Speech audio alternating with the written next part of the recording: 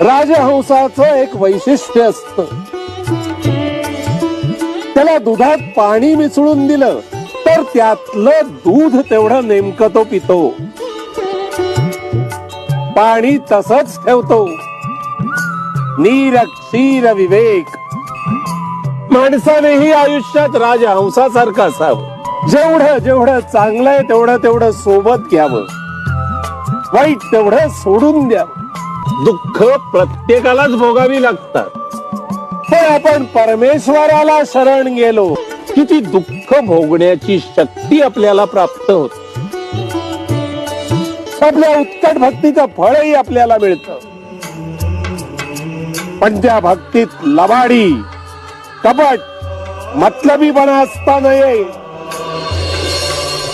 नाहीतर त्याचं फळही तसंच मिळतं.